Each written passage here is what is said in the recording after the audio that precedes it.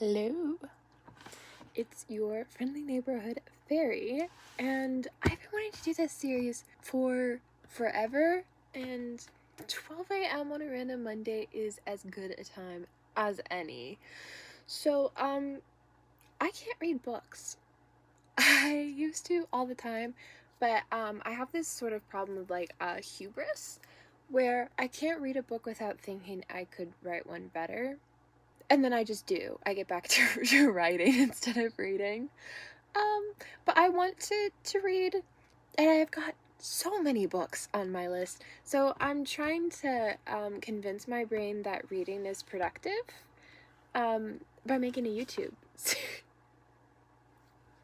I know this logic would seem so backwards to most people, that reading is more productive than YouTube.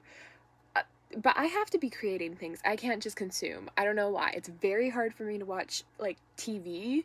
To make this a little bit less daunting, and to make sure that I have more opinions, I wanted to not immediately jump in with something that's really well written or has a decent story, because I want to be able to make fun of something first.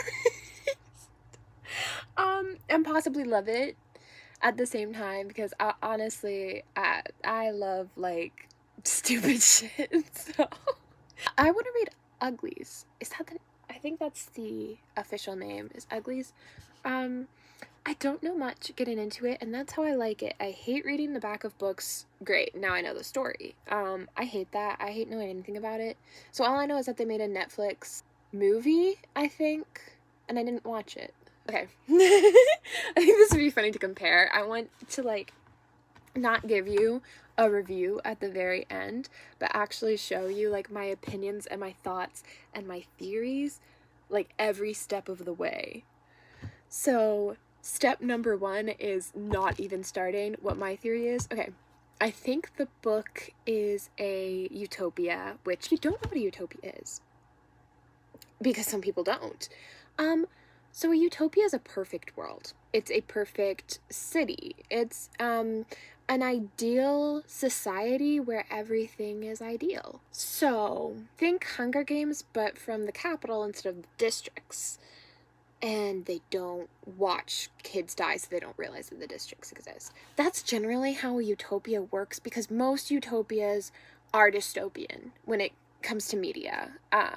There's a really great YouTube series I will mention or link or something, because it's one of my favorite utopian dystopian projects. I think it's a utopian story where everything is pretty, and so I think it's that on your 16th birthday or something, coming of age, you get surgeries or something to be the prettiest version that you could be.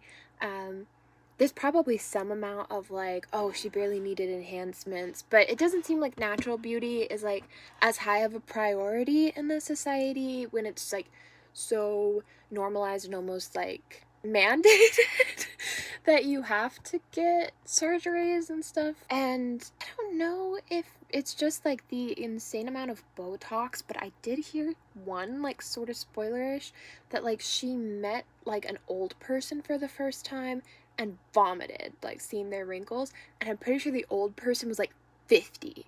So I don't know if it's one of those societies where it's oh, you're too old, and people are oh, they reached 50, happy last birthday, and they're gone.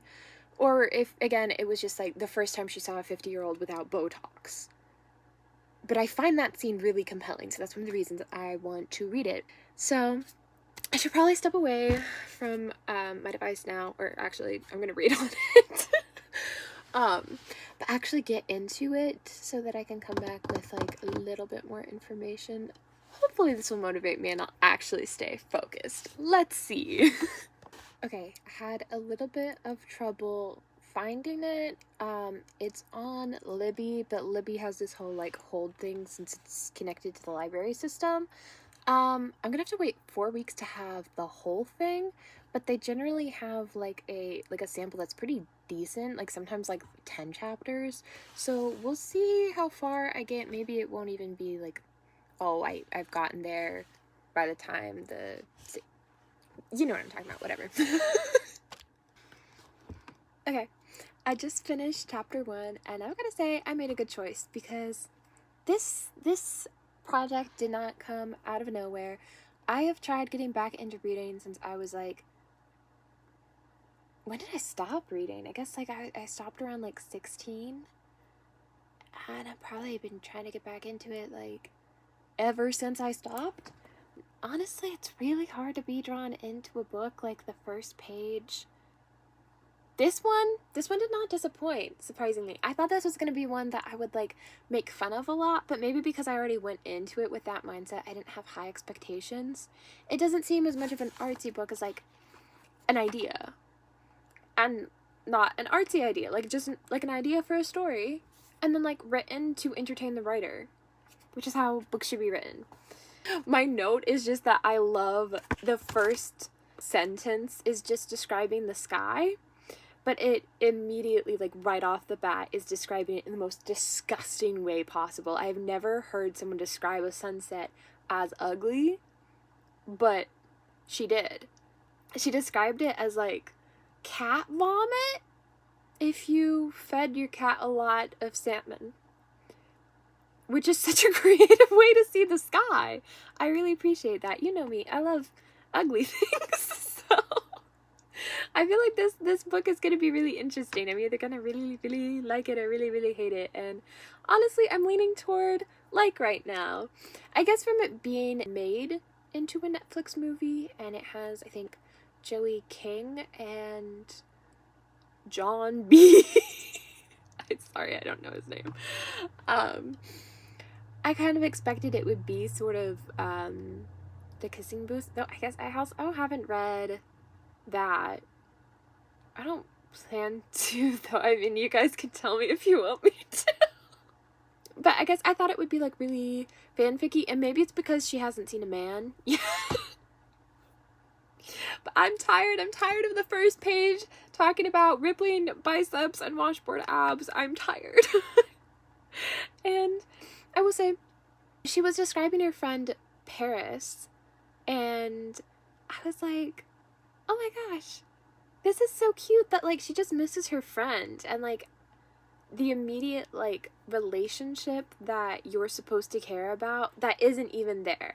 Just like the thought of it is just her best friend. I thought that was so cute. And then I learned that Paris was a boy. That makes it sound like I hate boys. Hold on. That's not what I mean. I mean, like, okay. So she's just literally describing the sunset, and then she's like, honestly, she's kind of being like a broody teen. She's like, I'm just an ugly for 3 more months, and Paris is already pretty. This is the longest we've ever been apart because I have a perfect friendship. But like, she's not annoying. I'm normally annoyed at main characters, and I don't know, she's not annoying to me yet. Her name is Tally, and her best friend's 3 years older, so he's already been prettyified. Because yeah, I think what I thought was the story is the story. It hasn't spelled everything out, which I appreciate, because she's narrating it as if you know what she's talking about, which I like. And then again, it's not this like really genius concept. Honestly, Divergent did the same thing. Also, not a genius concept. I hated Divergent. I couldn't finish it. That's another one I guess you guys can force me to finish. I started the 2nd book. I really hate her. I hate Triss. Deep in my bones, because what is it called? Abnegation? Abnegation I'd probably choose if I was anywhere else. I'm an Enneagram 1. My core desire is to do the right thing. And I've got an Enneagram 4 in my tri-type, which means that like I'm really into people being authentically themselves. So my problem with sorry, this is such a random spiel, but my problem with abnegation was that you weren't allowed to look at a mirror, you weren't allowed to do art or to express yourself in any way, because you weren't supposed to be a person, you were supposed to be a machine to serve other people. The problem is that everyone else was also a machine to serve other people. So the whole point is that you're supposed to love other people selflessly, but you can't love them as a person because they're not allowed to be loved. Does that make sense? Like, they're not allowed to be known. you can't just talk about each other so that you can love each other and connect and support them emotionally because they're not allowed to have emotions and expression. That was my problem with abnegation. That's why I probably honestly would have chosen candor. Candor? I don't know how you say it. Because I'm really honest. But her problem with it was that she was expected to be kind and care about other people. She just wants to jump off trains. Don't make her care about people. You. I hate you, Tris. I'm sorry. I don't know if she was supposed to be relatable, but I do not relate. I mean, there is something I think that's like kind of refreshing about a female character who's not selfless, I guess. But not the main character. Great heavens, not the main character. She doesn't have to be a perfect angel, but she should have empathy. She seemed to lack that.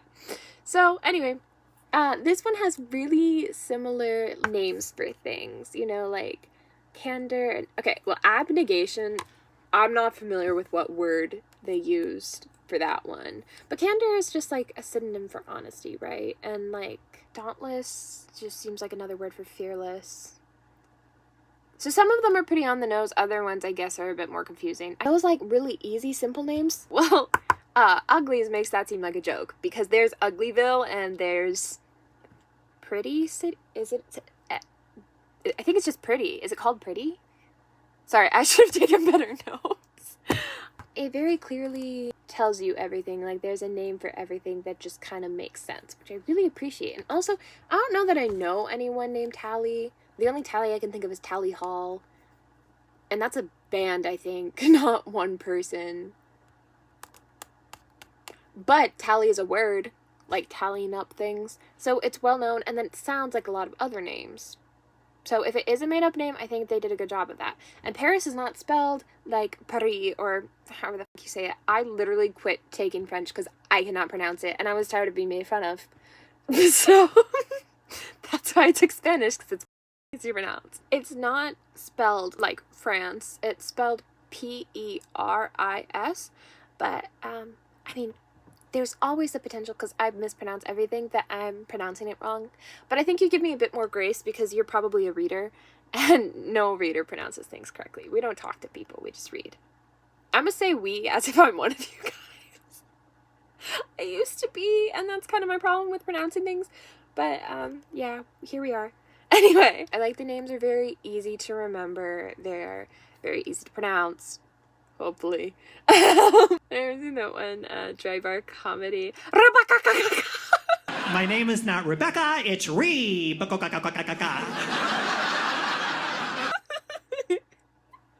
It's heavy in narration. Like, it's just kind of her thinking about how much she misses her best friend. That's like the entire first chapter. But there's actions within it, so while she's thinking about it, she has this... Okay, actions are honestly really hard for me to understand in books. But it seems like there's a little, like, fishy wire, like a wire you can't see. Wire. String? Fish string? That, like, is connected to a rope. And that's connected to an old bridge. A bridge that can't read your existence. Because it's in the future. You know, utopia, dystopian. Basically... everything that is an object has, like, heat sensors or something that keeps track of where people are. But she took off her ring so that they couldn't track her through the ring, and she put, like, a portable heater in her bed so that they thought that she's... I dropped my pen. That she's sleeping there. I thought it was interesting. Honestly, as a writer, I've done the, like, classic, okay, she's sneaking out of her bedroom window as just, like... what else is happening in this scene? That just seems like a given, like in a coming of age book. You have to kind of, like, early on have her sneak out of her bedroom window onto her roof. Because we all have second story bedrooms with a roof right outside the window. And that's why we're all perfectly happy and depression doesn't exist. I deleted those and I rewrote them because they didn't make sense for the actual character. It just seems very natural. It's sort of like the cliche of throwing a bunch of kids into detention for them to meet. And that's how it starts. She's just sneaking out to go see her friend Paris in pretty place. I don't know, it's Uglyville, right? It is it just called Pretty? Is it Pretty City? That's kind of funny if it's Pretty City. I'm sorry. I'll take better notes for the second chapter. But we end with her like going all the way through Pretty from the bridge with the rope that she like crossed. I honestly don't know how. I was waiting to like hear about her like getting on it and like walking a freaking rope like she's from a circus. But she didn't describe that, so I don't know it. But she also talked about it failing previously and they swung across, so I'm guessing that's not the correct way, that they're not just swinging. I don't know what she used the rope for, but she used the rope to get to the bridge somehow, and she snuck into Pretty Place, whatever it's called, I'm sorry. She snuck through Pleasure Garden, which is, you know, wild. She found a mask, a pig mask, which I thought smart. She found a mask that was a pig because she's ugly. So that she would like blend in so that she wouldn't get caught as an ugly in Pretty wherever. I'm sorry. And she arrived to like where her best friend is staying. So we'll see if they're going to try and force a straight romance on us. I'm sure it's a straight romance. Most books are. But I don't mind that. I love straight romances, actually. I just don't like it when it feels forced.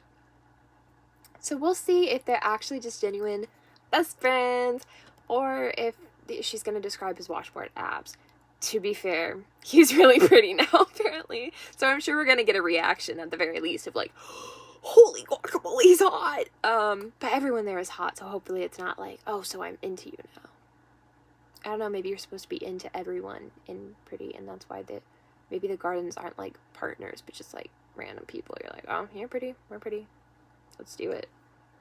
I don't know, the Pleasure Gardens, they didn't go into detail, which I am so grateful for. We'll see if they do. Okay, chapter 2.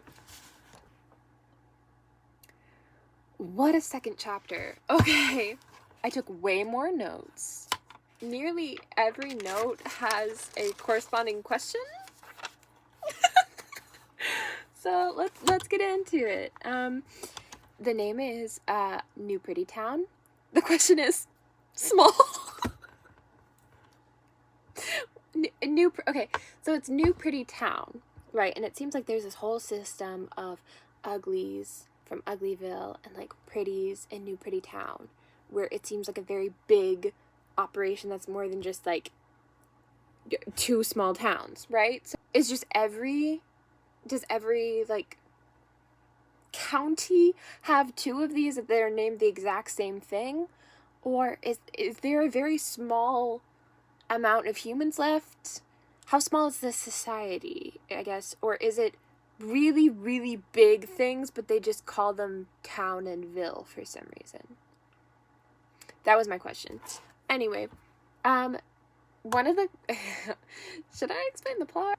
She gets to the mansion. Okay, basically it's like a frat house. There's like a frat / sorority dorm space that all the new pretties go to. And they have a very interesting design.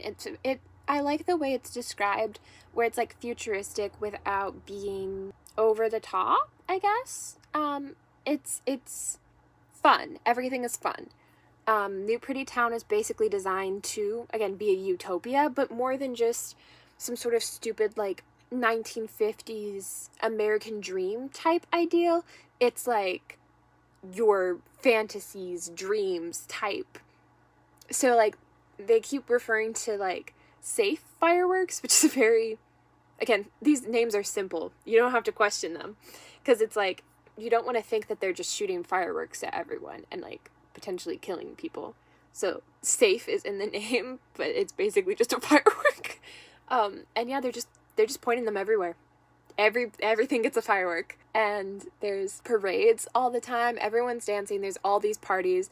A line that I found really funny near the end was, what was worse in New Pretty Town? Your mansion burning down or an ugly crashing your party? And that got a chuckle out of me. That was funny. But yeah, like the whole society is, at least with the New Pretties, it's all just, yeah, sorority frat vibes. So she gets into this like frat house, but it's like got multiple floors. But elevators don't work without like your ring. So she's taking the stairs. But she's wearing a muddy outfit from trekking through the pleasure gardens. And she's got this pig mask on that she grabbed from one of these like parades through the streets. But the party that she's crashing to go try and find Paris is a white tie party. Like literally everyone keeps talking about it. It's clear that pretties are not just shallow on like a base level of everything needs to be pretty, but that's all they care about. Like you'd think if everyone's pretty anyway, you would stop caring, but these are new pretties. And it seems like dressing on theme is like the most important thing in the world. So, and I can't imagine being an ugly surrounded by pretties and she's wearing a pig mask. So everyone is making fun of her and laughing at her and calling her piggy, little piggy. It's so funny. It's so funny. But it's also like, that's horrifying and traumatizing. And I feel so bad for her. But also, you literally put yourself in this position, babe.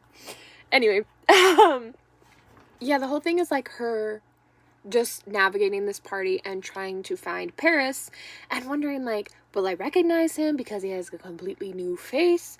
But like, he's gotta kind of look like my best friend, and he's my best friend, so I think I would know. Is basically like her thought process the whole time. I think the rest I can explain through the questions.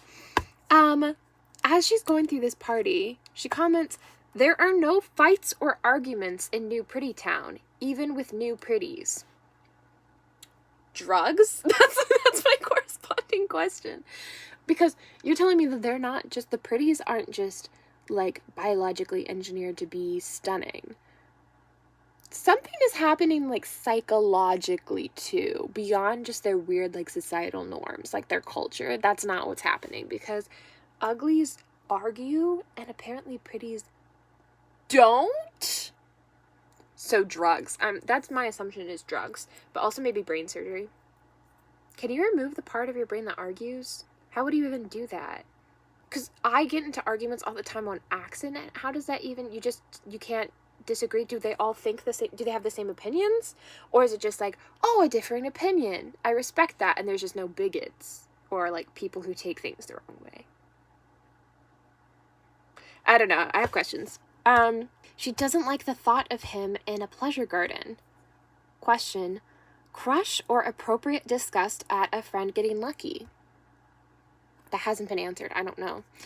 I don't like this when describing how prettiness works, like what it looks like. I don't like the description being childlike. Like, not just describing childish features, but saying, yeah, big eyes and lips, like a child.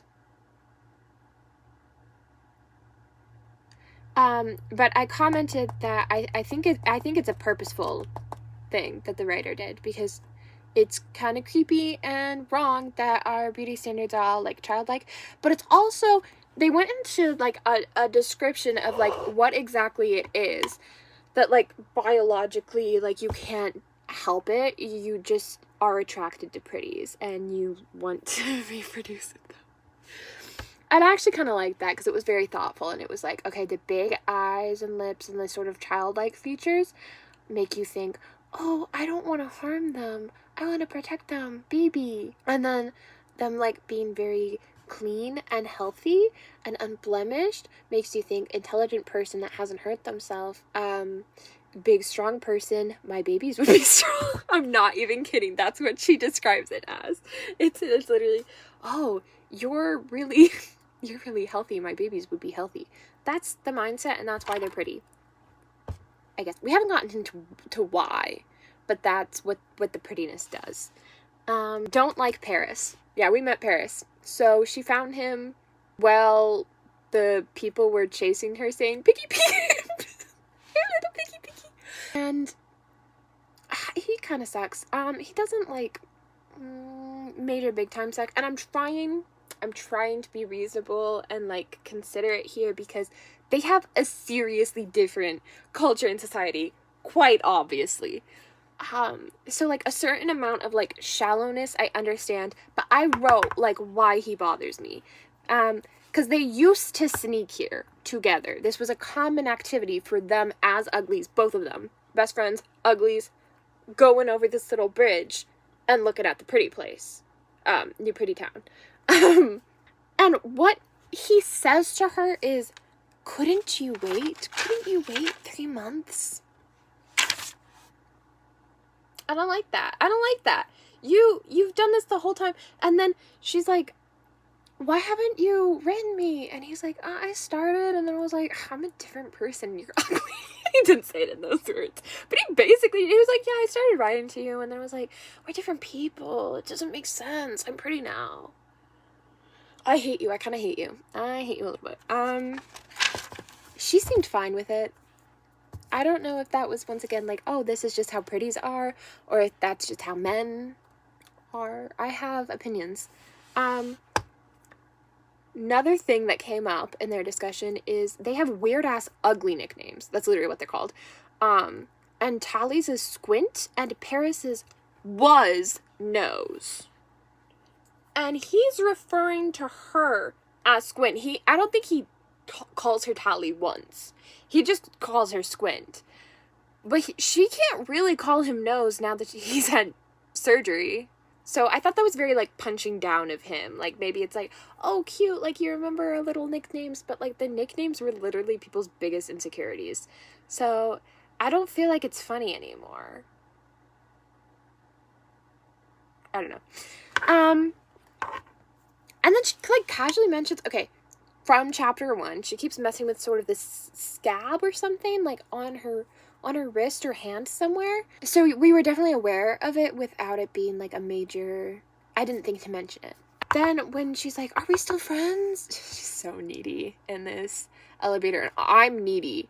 It's just that he seems, like, so distant and annoyed by her presence that it seems very needy for her to, like, still be very, like, clingy when he's pushing her away. I don't know them very well. We just started the book. She mentions this scar to him as, but we have scars together. Remember when we made these? Made? So my question is purposeful? What? Why did you do a blood sacrifice together? I don't understand. They didn't really give us a lot of information there. But he was like, I don't have that anymore. It was her. She's like, what? And he's like, dude, I don't have any same skin. And I was like, they're doing entire skin transplants, not just, like, fixing scars? That's weird. Anyway. My next note is, ew. I mean, he didn't flinch at her, in parentheses, low bar, but don't do any more stupid tricks like coming here. I want to see you pretty is a hard line to come back from. We better see character growth or groveling. Hopefully both. Yeah. So their conversation, yeah, you can kind of gather from my questions what their conversation was like in the elevator. And then he's like, you need to get out of here. And she's like, okay, I won't get caught, I promise. She's like, oh, take me downstairs, I'll run away. And he's like, no. And takes her to the top floor and is like, go bungee jump off of the roof. Knowing that she doesn't have her ring and most of the devices don't work when you don't have a ring. But he takes that risk with her. Charming. And it, I think it works. I may be wrong, maybe I forgot the landing, but I think the chapter kind of ends with her just jumping off the roof. So, exciting place to end. Honestly, I should probably end here tonight. 1:16 a.m. So I should probably go to bed. Don't judge me if I come back and tell you about a third chapter and stuff.